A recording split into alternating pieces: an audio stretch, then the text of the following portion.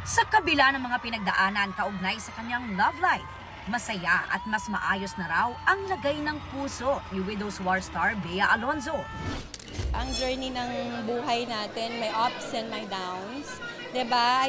You just have to trust the process na hindi ka nasa baba forever. I guess, I just take everything one day at a time.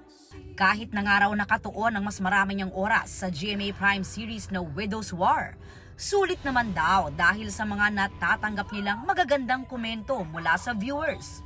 Bukod sa pagiging artista at endorser, proud owner din si Bea ng isang 16-hectare farm sa Zambales at mayroon ding property abroad. Isa rin siyang entrepreneur na nag-launch ng kanyang travel organizer brand. Nagbigay din si Bea ng tips para sa mga gustong makapag-ipon. Number one is to never live beyond your means.